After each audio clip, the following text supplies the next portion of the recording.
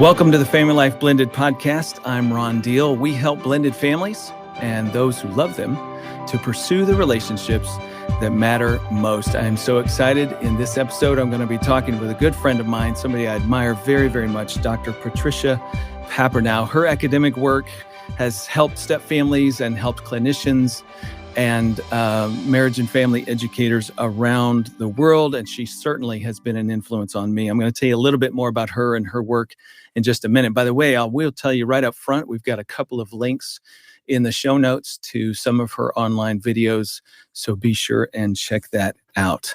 But first, let me just remind you that our worldwide live stream, Blended and Blessed, is happening this month, Saturday, April 29th, 2023. We're going to be live in Melbourne, Florida, which means anybody within driving distance, please come and be a part of the live audience. But of course, live stream means that it's sent around the world and it's recorded. So if you're in a time zone, I heard from Perth, Australia, this week, and Finland and South Africa. So if you're in a place where you just can't watch it live, that's okay. It's available the next day or the next Saturday or however you want to make use of it. Just sign up and be a part of it. Of course, you can attend as a couple on your very own, sitting down, watching on your smartphone, or laptop would be better, or smart TV. But you can also join with a group of couples in your home, or even better, a lot of churches are hosting this event for couples in their community. And you can put as many people in the room as you can possibly get to be a part of the day and enjoy that for just $99. That's the church fee. It's $19 for you to sit at home and watch it by yourself. We would love to have you join us. We're going to be talking about the word blessed. We do call it blended and blessed, but what does that mean to be blessed, to be a blessed blended family? How do you get there? How do you bring blessings, children, stepchildren? How does that work? So that's what we're going to be unpacking. Got some great speakers lined up. Again, check the show notes. It'll tell you how you can be a part of it. Hope to see you there. Well, my guest today on this episode of Family Life Blended is Dr. Patricia Papernow.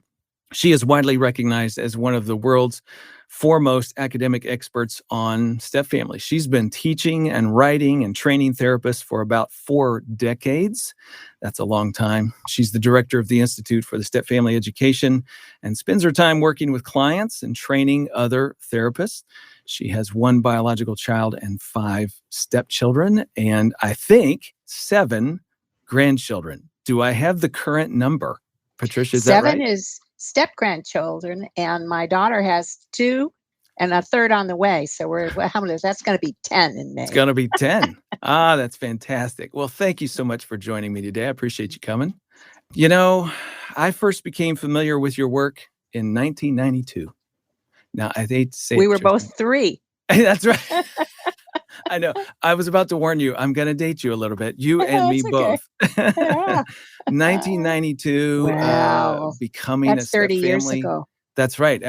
Becoming a stepfamily was a required reading book for me in my graduate program, which was awesome. Oh, I met you cool. isn't that cool? Back in that part, back in that day, it was a required course for me. I first met you in 1999.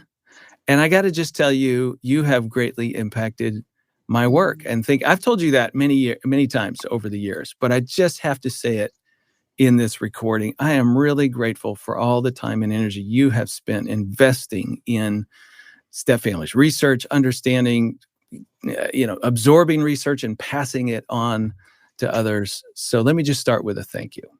You're welcome. I love it. Here's what I don't know. Given all that history, I still don't know what got you started. Oh, I married somebody with 2 kids. Yeah, that'll kind of motivate you. They were 5 won't and it? 9 when I met them. Okay. And it came time to do a dissertation.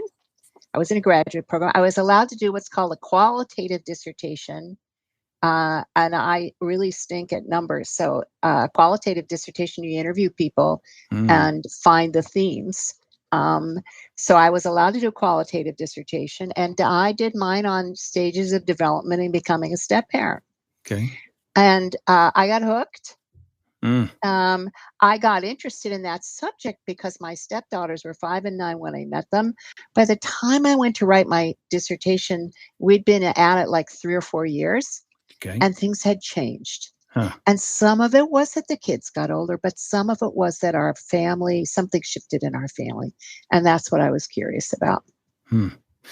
Well, that's actually a perfect lead in to my first question because I mean, I quote you all the time. When I talk about blended families don't happen quick, that the journey to familyness, as we like to say around here, takes longer than most people anticipate when they go into the wedding. That comes straight out of your work. It takes years, not months, certainly not weeks, Mhm. certainly not days for most people. So I would love to just hear you talk around that. Let's pretend for a second that this listening audience right now has never heard that ever before. What Mm, would you want somebody to know about the process of of becoming becoming a family? step family. The first thing is that that language blended just captures the wish. I mean, Yes. we want to make a new family that's Mhm. like the first family I didn't have often. Mhm. Um, and so the wish makes total sense, except that step families are fundamentally different. And we'll talk about that in a moment from first time families. Yeah. And so it takes time. And it takes time for the step parent and step kid to build a relationship. It takes time for the family you've got at least two sets of values and culture and how you do Mhm. birthdays. And do you put colored lights or white lights on the Christmas tree? Mhm. Um, and I'm Jewish. Do you have a Christmas tree? Um, Mhm. you know, uh, and the other thing that we're learning, and this is the research of Dawn Braithwaite and her colleagues, is that there are many turning points. So Mhm. there are, I always said that fast families um, start to have some sense of solidity at maybe 2 or 3 years, and things start to go smoothly, more smoothly at around 4 years. And families that struggle but get some help, it's more like 6 or 7. And then I have what I call repair and return families. I have couples who come back at 15 years and say, we're having communication difficulties. And it turns out that tons of step family issues have gotten pushed under the rug. Well, it turns out that it's not linear, Mm. that there are lots and lots of turning points through the Let, years. let's keep talking about that. I love the idea of turning points, things that move the family in a positive direction that often they don't even notice when that little turning point happened. Like it might have been so subtle that they didn't quite catch that something important just happened. But over time, I know Dr. Braithwaite's material says that over time they can look back at it and go, yeah, I You think see, yeah. that's sort of when things began to get better. Explain that concept a little bit. And what are some turning points that people can practically move toward? Exact. Well, I think we probably have to back up and say why step families are fundamentally different from first time families. In a first time family, both parents hold a new baby and go gaga. Mm. I'm watching my daughter and her husband hold this. Now they're up to their second and going on their third. They both light up. And Yeah. that child comes into the room, and, at least 80% of the time, both parents light up. And the child feels that connection to both parents, and both parents feel that connection to the child. And over time, those we call it attachment, but connection, sense that Hmm. I know you, I know you'll light up when I walk in the room. Um, that grows over time, and the second child comes into that already established set of relationships. And little by little, the family develops ways we do things, Hmm. how we do the lights on the Christmas tree, when we do the lights on the Christmas tree. Do we do them on Christmas morning? Do we do them 3 weeks before we do them? You know, um, how do we read the paper? Big fight in a couple I saw a couple months ago. They both want to read the sports section first. Well, in her first marriage, it was absolutely clear she'd read the sports section first. He wasn't interested. Second marriage turns out they both want to read the sports section, and they have to work it out. So in a first time family, that all, if things are going well, develops slowly over time. Hmm. When there's a split, then the child is a member of usually in two single parent families. When a new person comes in, here we have this lovely idea of a blended family, except the primary original standing attachment is between the parent and his or her child or children. Mm-hmm. Right. And the step parent is an outsider to that relationship. And the child often is not too interested in having a step parent.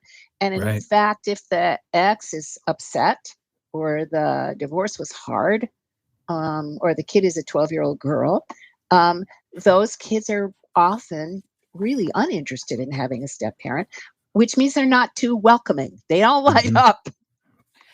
That's So right. That's right. So when the child walks in, they may light up toward their biological parent, their parent. and that parent may light up towards them. If they're a And good parent, they'll light up towards their kid. and And even then if what the happens to the step step parent, parent? even if they're lighting up towards the child, they have goodwill and a good heart, doesn't mean the child There necessarily may be no light returns it. coming back. And your Maybe, partner, I mean, the story I always tell is, here I am, you're my partner, we're talking. You Mhm. finally got some connection Yeah. with me. My kid is on the bus and she just made the soccer team, or she didn't make the soccer team. She gets off the bus, she bursts in through the door. Who does she want to tell? Mm. Me. Yep. Mommy, mommy, mommy. So I'm talking to you. My kid comes in the door. I'm a good parent. What do? I turn toward my kid. And where do I Mhm. leave you? Standing on the outside. Yep. And literally, you turn your attention, your body posture. It may That's shift. Your right. head may turn in the direction of that child.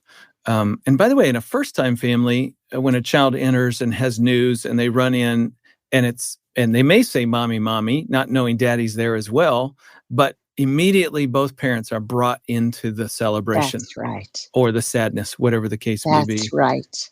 And That's it's right. clearly different in the step family. In a step family. Younger kids are a little easier. 8 and under, and boys are often easier than girls. Mhm. So here's the start. It means step parents and step kids have to start from scratch. Hmm. And some of the turning points that Don Braithwaite and her colleagues have found interviewing kids and also interviewing step parents. Like, what helps a step parent bond with a step kid? Yeah. We can tell you the research is, the first thing is, the step parents are pulled into discipline Mm. for a whole lots of reasons. One is the kid does something that's a little irritating. The parent has all that positive feeling in their hearts and their minds and their bodies. So the behavior is not as irritating. The step parent doesn't have all that. Right. And besides, in my husband's family, you do not stand in front of the refrigerator and eat. In my family, as a single parent, that was fine with me. Glad she's starving herself. I'm busy. Right. Right. So the combination of that, the kid's behavior is often more irritating to step parents than it is to parents. So step parents often want to step into discipline. Parents sometimes want them to. But we have such clear research that until children feel they have a caring, trusting relationship, parents need to lead in the limit setting. Step parents have input, and Yes. step parents and parents need to talk a lot. Often step parents can help parents firm up, and parents can help step parents understand and soften up. But it's the parent who needs to say, either you get your homework done or else.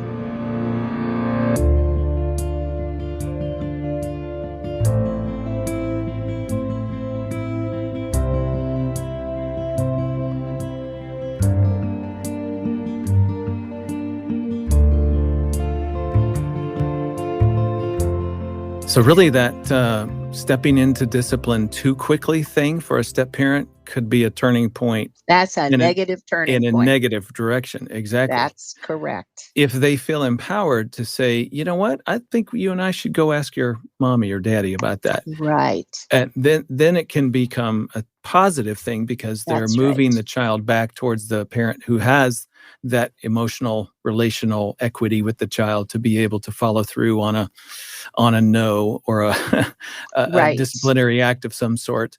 And it's preserving the step parent then for more positive experiences with the child. Right. Yeah, and the way I put it is, step parents have to focus on connection, not Yeah, correction, that's with a right. kid who may or may not be up for connection. Right. So what Their are level some of of the investment varies. it varies hugely. So what are some of the ways, the positive turning points for step parents around connection? One is just being interested in the kid. Mm, mm, Get to know this kid. yeah. Now, oftentimes kids in the younger generation are much more into technology and social media than we are. You know, um, Mhm. I'm a little older than you, so I'm even further removed. But this generation of young kids is so much more. And so there's my step grandson who's living with us playing video games. Mhm. Step Now, into that world. can you step into that world? Even if Mm, you don't like it, even if you don't approve of it, can you go be interested? Show me about this. How mhm. does it work? Yeah. Uh, Take so interest that's, in who they are and what they yeah, like and try to join them in that space. I mean, let that's them just teach a you. simple little first step. But, the heart of that, what I like about that, Patricia, is the heart of it is I want to get to know this child. I want this child to Yes, feel that I am pursuing their heart. And I'm so interested in them. even after those initial connections are made where you discover they like video games, over time, it's just continuing to sort of pursue their heart in whatever ways they will allow Mm, you to right. pursue. And Mm, it's hard when they don't allow you. yes.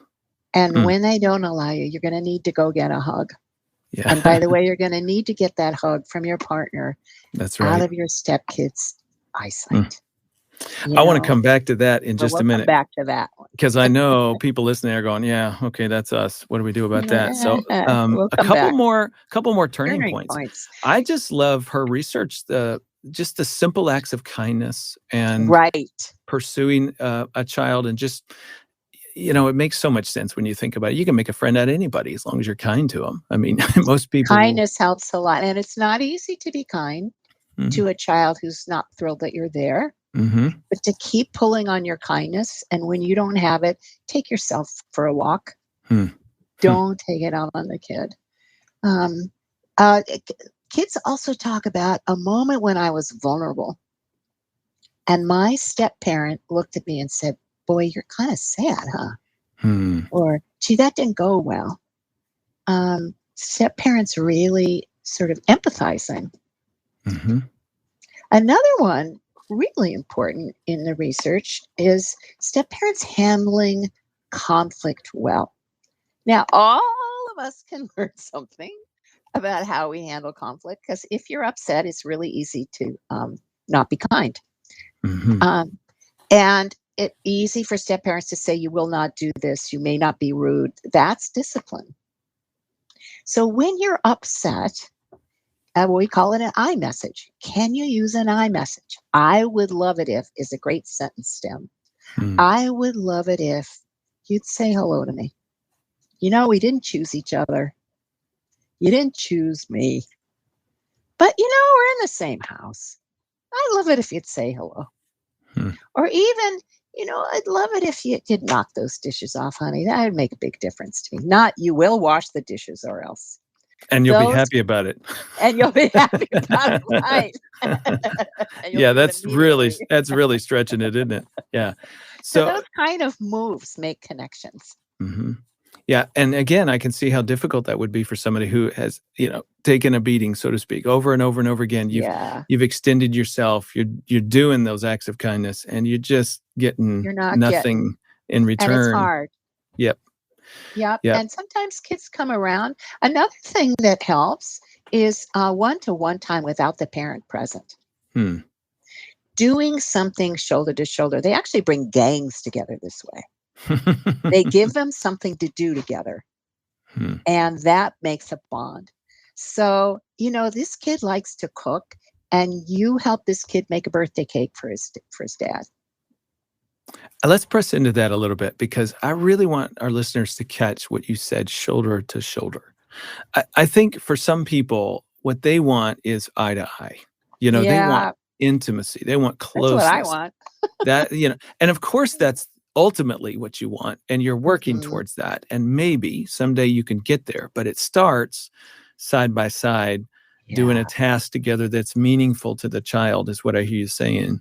And that then warms their heart towards you, makes you seem, honorable, respectful. Somebody, you're caring about what they care about. So that makes it a little easier for them to care about you. It But it kind has to of start impersonal almost at first. right. And it also starts to build some cartilage, starts to build some experience of connection when you didn't Hmm. have any. Hmm. Um, and yeah. One of the other things I know in the Turning Points research is spending, what we might call quality time together. But she made a note in that, and that was that often comes later, not sooner. And that too is one of those being patient Mm, and waiting for the time or the mm, opportunity to really have some good quality time together. If you try to mhm. orchestrate it too much too Too soon, soon. it can work against you. But Yeah. if you be patient with that to where it feels like maybe the child is ready, and then test the waters, try it and Yeah. see Yeah. that that eventually can really be a positive turning point Hmm. for people. Absolutely. And I love what you said about taking your time. Hmm. Another one she talks about is sighting, Hmm. meaning uh, dad said a kid wants to, kid doesn't want to go to college. This is actually happening in my family. Kid doesn't want to go to college. Mom really wants him to go to college, Hmm. but stepdad really gets it.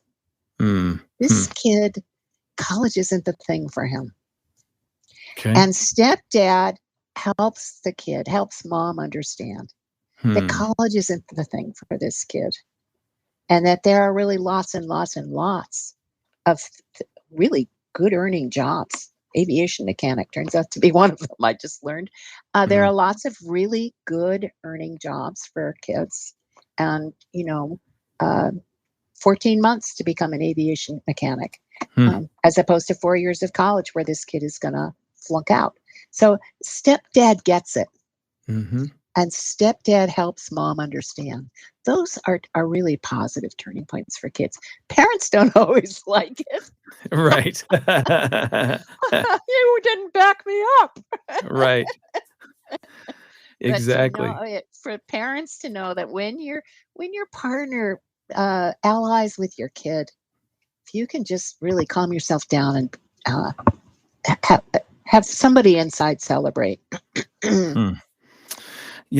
So here's the takeaway, folks, for this for these turning points. The simple little things that move your relationship in a positive direction over time can have pretty significant results. Again, take to heart that it doesn't necessarily happen immediately or right away.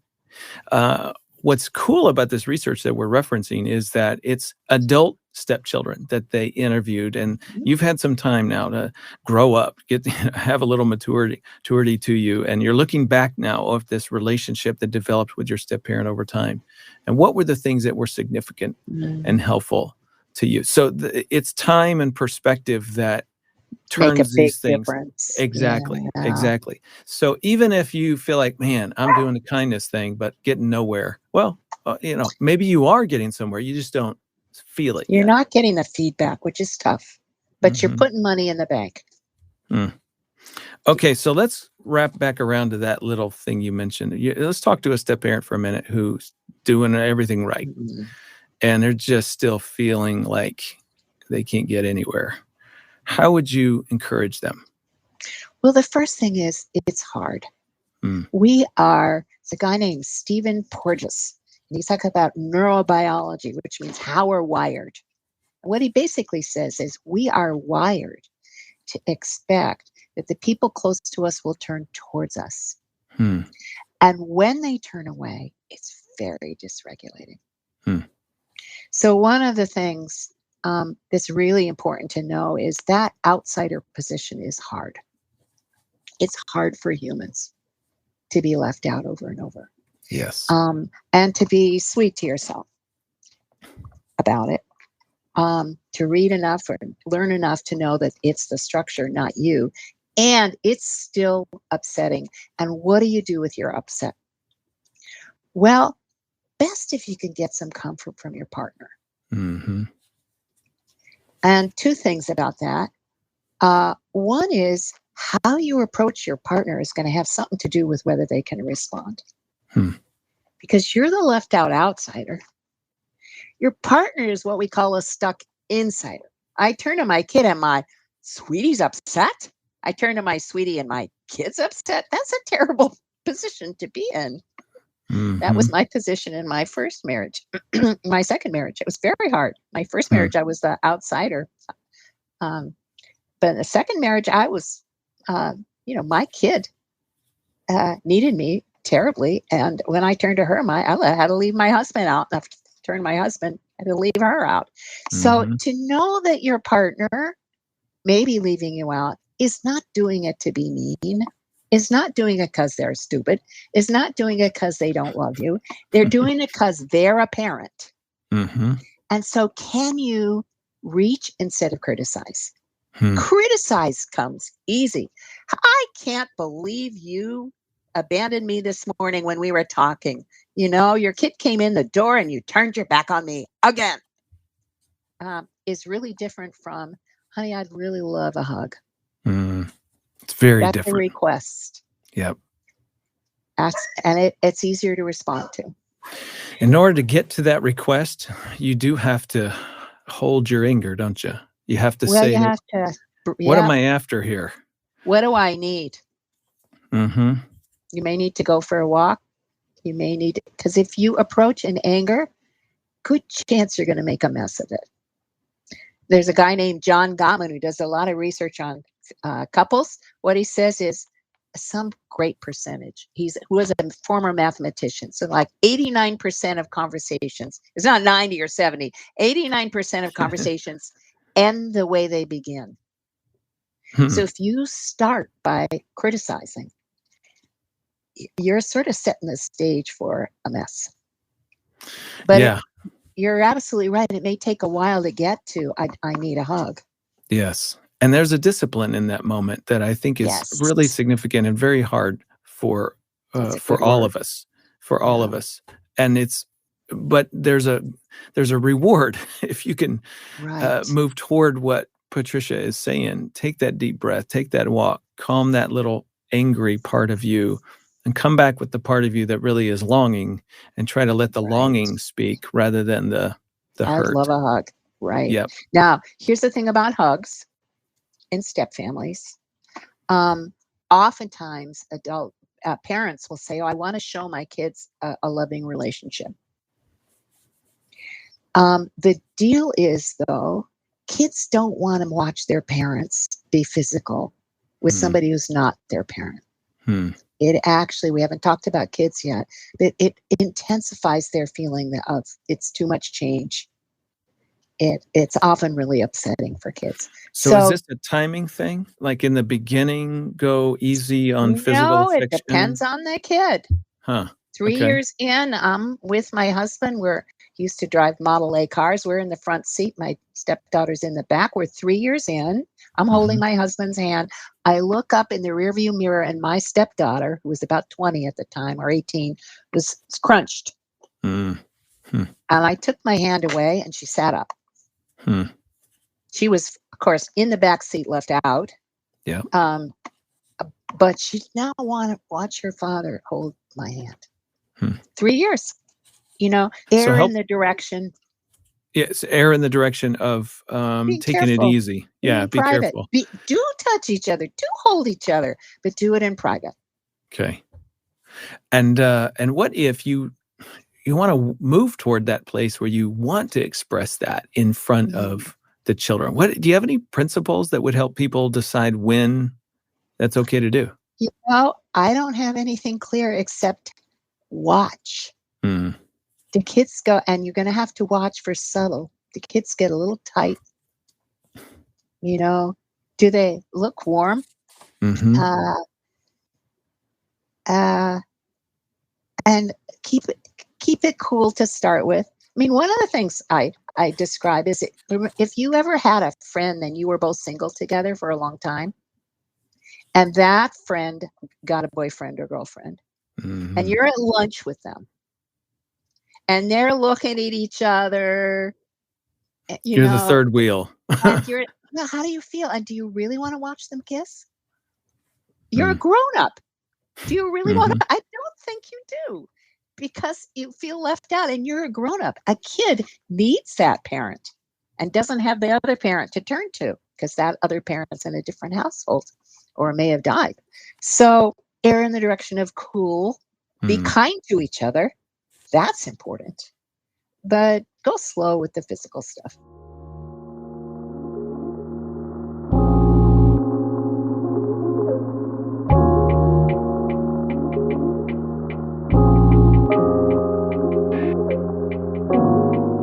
Okay, this is really good. And I just want to kind of sum it up so we can press in a little bit more, because I want to talk about how step-family couples can really guard their relationship in the midst of all of these things that are pulling them in different directions. We started getting into this because we were talking about that step-parent who's feeling on the outside and not able to break in with the child, and they need a hug from their partner, their spouse, to say, "Hey, I see you."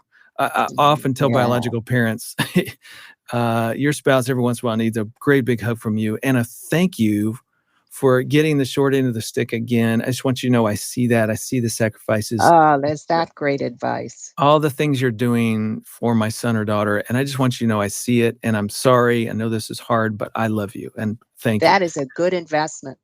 That is a huge investment. And that is a move toward guarding your marriage in the Yeah. midst of the stuff that pulls you apart. What else? Because that is where the rubber meets the road for a lot of couples. That the parenting stuff intersects with the marital stuff, and both of them take a hit. So, what would you suggest to couples to help guard that relationship? Well, one thing I often suggest is one-to-one time throughout the family. I mean, you Hmm. do need to do things as a family that are fun, that make a new we. Um, and every relationship in a first time family, like we said earlier, a kid comes in the door, both parents are engaged, and both parents feel connected, and the kid feels connected to both parents. The parents turn to each other, and the kid feels taken care of. Mm-hmm. In a step family, as we said earlier, if I turn to my kid, I turn away from you. And if I turn to you, I turn away from my kid. So one of the things that helps that is a lot of one-to-one time where the couple has time alone without kids, where the step parent isn't left out and the parent isn't torn. The step parent and step child we talked about a little earlier have some shoulder to shoulder time. And let's add one more thing. Parents and children need some one-to-one time. And we can maybe come back to that because kids lose their parents when parents recouple. Parents don't intend that. Right. So one-to-one time throughout the family. And in terms of preserving and nurturing the couple, make sure, even if they are short 30-second times, texting each other before you get up in the morning, giving each other a kiss. My husband and I have very different. I'm a night owl, and he's like 5 a.m. in the morning. Goes to sleep at 9:24 at the end of the A block of the program we watch together at 9 o'clock. He's gone, and I'm up to 11 or 12 at night. But I kiss him when I come to bed, and when he gets up at 5 or 6 in the morning, he always kisses me good morning, always. And if one of us doesn't do that, there's heck to play. I mean, so that's what, 20 seconds? Yeah. It's not very long. A 20-second hug out of kids' eyesight, a 6-second kiss out of kids' eyesight. Those kind of connections, it doesn't have to be really long, but it needs to be regular.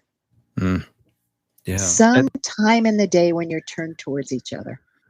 It's compartmentalization, as you like to talk about. Yes, And that's it's really true. helpful because, and I really want our audience to hear this, because it takes away when it's compartmentalized, husband and wife together or biological parent and child together, it removes that added third party who feels left out. It removes the competition. Oh, well said. I love that. Yeah, removes the competition, makes it cleaner, and allows both people to be fully engaged in that moment for themselves. So even if they're micro moments, it doesn't have to be a date with a babysitter. It doesn't have to be like you go out and spend $155 for a really, really expensive meal. That regular 20-second connection, that my husband and he's not a big talker. He's a civil Hmm. engineer. He's not a psychologist like me. But that means the world to me, those little moments. Yeah. Okay, so let me be devil's advocate because I can hear Yeah. somebody pushing back going, "Oh, but Dr. Papernow, we're trying to create that new we, that new Yeah. familyness thing. And so we've got to have everybody together in the happy moment all the time, or we're just going to Or stay we're failing. we're failing. We're not going to blend at all at that point." Yeah, how would you respond? I would say I understand the wish Mm, and I understand the idea. You know, that language of blending would make you imagine that you get closer by spending a lot of time together. And step families do need to do some fun things together. Um, and every time the whole family is together, we mentioned that word competition a little while ago.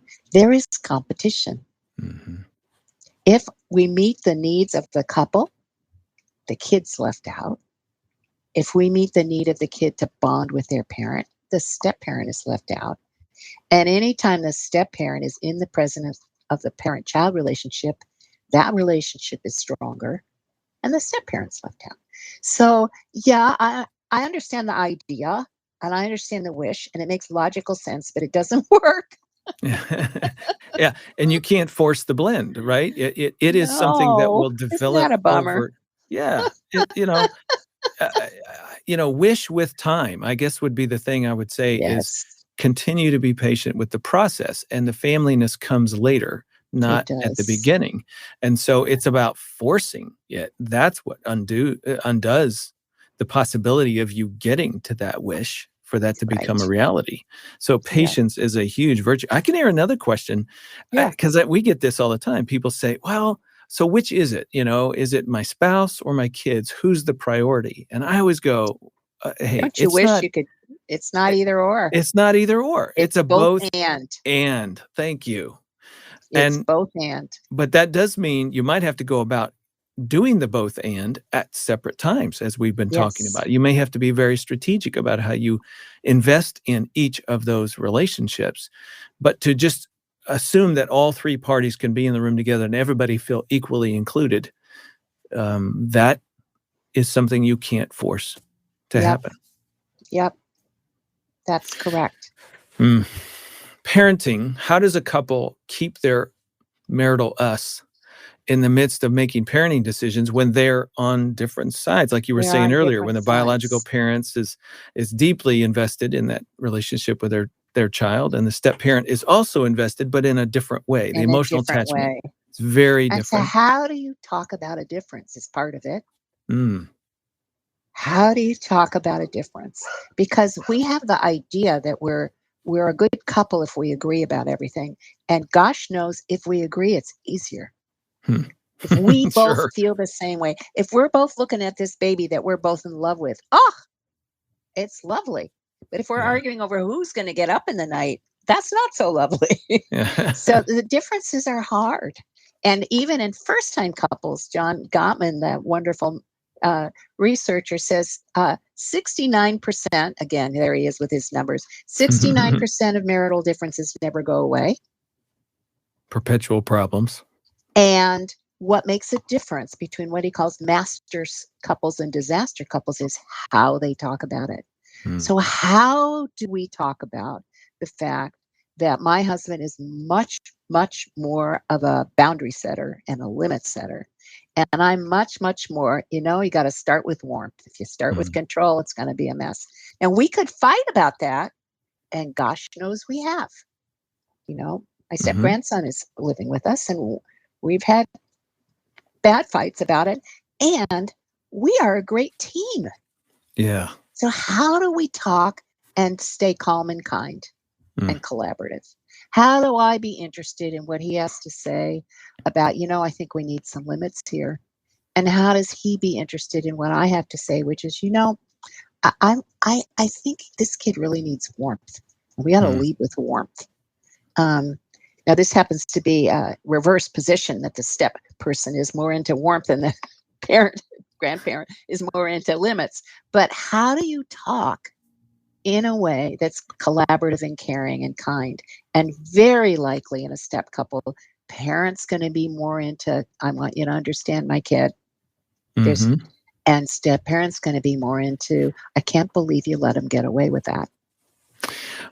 Why is it that somebody might, let's just go with that for a second. So the step parent is saying, man, I can't believe you're letting him get away with that. We got to tighten up, more boundaries, more consequences, whatever it might be. Yep. How can a biological parent in that situation calm their heart and not be so quick to determine, oh, you're saying this because you don't like my kid? Mm-hmm. I mean, Well, yeah. is that a pattern you see? Sometimes biological parents jump to that conclusion. It's easy to jump to a conclusion when you don't like what the other guy's doing. Yeah. Or saying. Mm. You know, she's saying that because she's a wimp. That's what step parents often say. Uh-huh. He wraps himself around her finger. So I think the first thing is, can you calm yourself enough to find what you do understand? I call it joining. It's not agreeing. It's calming yourself enough to find what you do understand rather than starting by arguing. Now that is talk about discipline. That was a good word you used earlier. That is a discipline. Can I begin by saying, well, I really get that you really would like me to set more limits and it's really bothering you. Do you want to tell me any more about that? And now would you be willing to hear where I'm coming from? Mm-hmm. And can you return the favor and just let me know what you do get? If we do that, we're probably going to be a good team. Because you're taking turns listening and hearing and trying to come together. And that, I want to remind our listener, we got into this conversation around guarding and protecting your marriage. If you're going to end up on polar opposite sides of a parenting issue and be stuck in that polar opposite, it also creates a polar opposite marital position. Like it's hard to be lovers when you're really can't be parents together. And so this is not just about the kid in the parenting moment. It is also. It's definitely about the couple. And you can have a difference and be connected. Here's the other thing. If I begin by letting you know I get where you're coming from, that's calming. Part of what we're trying to find is, how can we talk about this and both of us stay calm in our wise mind, calm, caring, kind, collaborative, when I really want to kill you for what you just said. That's right. When the amygdala hijack happens and your brain goes into, fight, flight, or freeze reactivity, rule number one for all of us, this is me included. My wife and I just did a seminar last week for a couple hundred couples, and we talked a lot about how difficult it is to put on self-control in those moments and to say, wait a minute, I'm reacting out of pain now. And I can't do that, or all I'm going to do is bring even more negativity to the equation. So how do I discipline myself? Self-control, slow down, calm down. Yeah. And then begin to look for the joining, as you said, the opportunity to listen. Understand? Not what you agree with. But can you let your partner know what you do understand about where they're coming from? That it really bothers you that the kids' dishes are in the sink. Doesn't bother me, I've let them put their dishes in the sink for the 10 years I was a single parent, or the year, or the 2 years. But dishes really bother you. And you really would like them to clean them up. I get that. That must be really upsetting. That's calming, which and you really can only have good connection. You can't have good connection if you're both losing it or one of you's freezing. It's just not possible. Let me ask you a different question. What are some common dilemmas that you see couples getting into about parenting or co-parenting? Co-parenting, you mean with the ex-spouse? Yes, co-parenting with the other household. Yeah. This is one of the toughest things about being a step family, and that is that your family does not stop at the door. Yeah. There are lots of cultures. African American step families tend to do, those adolescents are doing better than their white Anglo counterparts.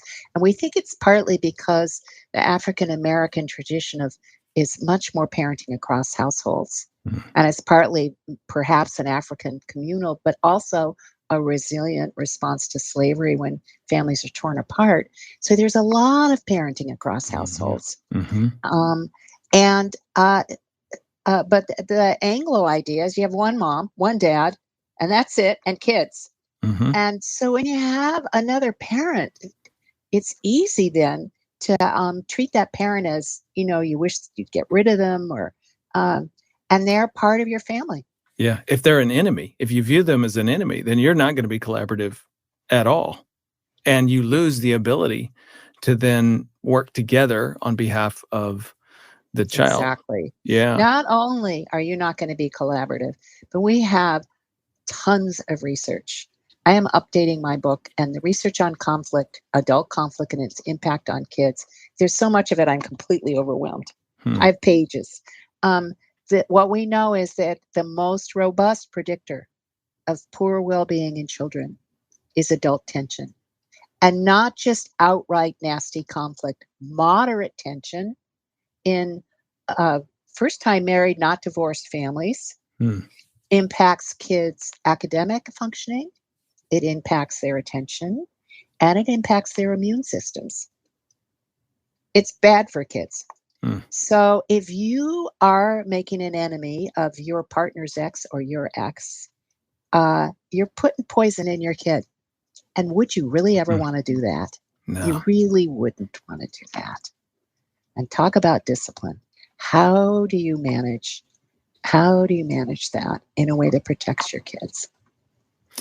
So I think what I just heard you say is, above all, try to be collaborative with the other household, and don't add to the hostility of the environment between you. And if you can't be collaborative, two things. One is that what we call parallel households. You have your rules, I have mine, and they're separate and different. That's a little hard for kids, but, especially kids over 8 or 9, are often have, Mrs. Jones who won't let you get up and sharpen your pencil. Not that kids sharpen their pencils anymore. And Mr. Smith who let you get up anytime. Kids can manage a difference as long as Mr. Jones and Mrs. Smith are not picking on each other or saying bad things about each other. So households may be different as long as the adults are respectful. And if you disagree, don't do it in kids' earshot. Yeah. Well, keep that level of tension reduced as much as you possibly can. Protect your kids. If you cannot have an exchange without a crackle, then arrange, one parent drops the kid at school and the other picks them up after school. Protect your kid. Let's loop back to where we started and close our conversation by just sort of looking at, you said at one point that the process of becoming a family, so to speak, deepening relationships, forming attachments between step-parent, step-child, and step-siblings is not linear. It's cyclical, or it grows 2 steps forward, 1 step back, maybe is another way of saying it. There are some times where families kind of feel like, wow, we've gone backwards a little bit. Could you just talk a little around that? Sometimes it's not a little bit. There can be, my daughter chose not to be vaccinated, and all her step-siblings did. And this is 26 years in. And that isn't repaired yet. And that we're not the only family where that's happened. And it's disappointing, and it's sad. And my daughter's husband says, "You're the expert on step families." I say, "Yeah, I'm the expert on step families, and I know exactly where the crack was." And that's where the crack happened. It happened between my daughter and her step-siblings. So yeah, we have negative turning points as we go along. And let's not forget, one thing we haven't talked about is the challenges for kids. Okay. My kid was the youngest, and her 3 step-siblings are older. There are 3 Goldbergs. My husband's last name is Goldberg, and only 1 Papernow to start with. She was the outsider of the family to start with. And she was quite a lot younger than they were. And they all got married and they all had kids way before she did. She's just starting her family. My step grandkids are aged 19 down to 10, and she's got a 3-year-old, a 1.5-year-old, and a new baby on the way. Totally different life stage. She's always been the outsider. So when families come together, kids' positions change. She was the only child. And now she's the outsider. My husband's daughter, he has 2 sons and a daughter. She was finally the favorite girl. Finally a girl. And now she has to share with a younger sibling, half sibling, step sibling. So kids' positions change. And that, when the vaccination thing came, it hit right on that spot. My kid is the outsider. Kids also, a new partner is often a loss. It's a wonderful gift for the adults. I found the love of my life. What could be better? But study after study finds that kids experience that when a parent recouples, kids lose parental attention. And it's because grown-ups are just as gaga as kids are.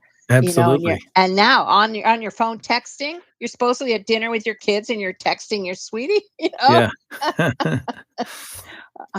So, and the other thing is loyalty binds. If my mom is upset because my dad recoupled, that's going to make it much harder for me to welcome a new step parent. So one of the things I think that's really important, and the reason I want to make sure we talk about this, is the adults are often in such a different position from the kids. And what we know about all people, but especially kids, is what's most regulating and grounding is you get where I am. It's a guy named Dan Siegel, he calls it feeling felt. You get how hard this is for me to have a new step parent. Well, the parent is thrilled. And so it's often hard for the adults to really get where kids are coming from. That too is a discipline for that biological parent, for example, who has to say, I'm thrilled and I wish you would get on board, but I can't really try to push that on you right now. What I need to do is tune into you and listen. That's right. And affirm. And I think often parents and step parents need to learn something about where kids are coming from. They need to read about it, hear about it. They need to get information because they don't have it. A kid's maybe saying something like, I hate her. Well, that doesn't give the parent a really tuned in parent would say, oh, something's hard for you about this. But most human parents would say, how could you say that? She's a perfectly nice person, about their new sweetie. So oftentimes the adults really have to study a little bit in addition to being disciplined. And it occurs to me that I would have to believe that I'm not being disloyal to my spouse to say to my child, oh, this is hard for you. I can see how you feel lost in the mix. That's not being disloyal to your spouse. To just, to connect into the child. And it would be doubly important for that step parent to say, hey, look, you have my permission to tune into your child. I'm not feeling left out in the cold. I understand your child needs this. I tell people all the time, biological parents, move toward your children even as you're moving toward your spouse, because if your children don't feel your movement toward them, they can't move toward your spouse. That's what sort of completes the picture. They need you or else they're deprived. That's right. Your partner is a deprivation for them. And you're guiding them to fill the need, so it's a little easier to make room. So much wisdom. Patricia, thanks for joining me today. I really appreciate your time. And again, thank you for all the work that you've done through the years to invest in teachers, academics, institutions, clinicians, to help them do a better job working with step families. Thank you. Well, I'm always glad to put this information in the hands of people who can use it. So thanks for asking. If you want to learn more about Dr. Papernow, you can look in our show notes. If you want to leave a question for a future episode of our podcast, we'd love for you to submit that as well. By the way, it occurs to me, a little follow-up thought. If you want to know a little more about the turning points research that we referenced. I do a review of that in our book, Building Love Together in Blended Families.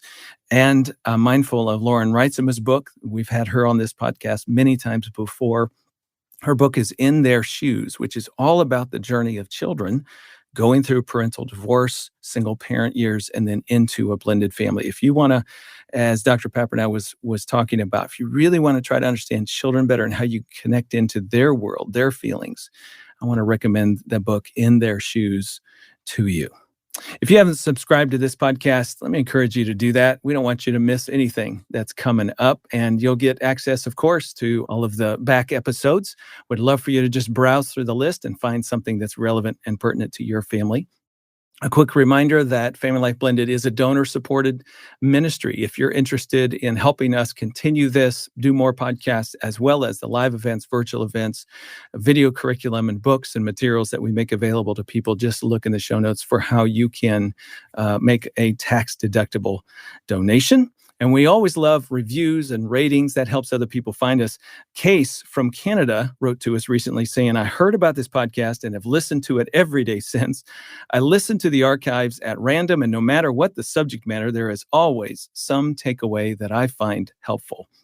Finally, in this podcast and your resources, I found the fount of wisdom that I need. Thank you, thank you, thank you. We're glad to be able to provide that to you. Next time, we're going to have another episode about what we call Growing Up Blended. That's a series of interviews that we've done over time where we get to hear from adult children talking about what it's like to grow up in a blended family. I'm going to be talking with Dr. Daryl Bach. That's next time on Family Life Blended. I'm Ron Deal. Thanks for listening. I appreciate you being a part of this podcast. Family Life Blended is produced by Marcus Holt. Jarrett Roski is our mastering engineer. Ann Caro is our project coordinator. And our theme music is composed and performed by my son, Braden Deal. Family Life Blended is part of the Family Life Podcast Network, helping you pursue the relationships that matter most.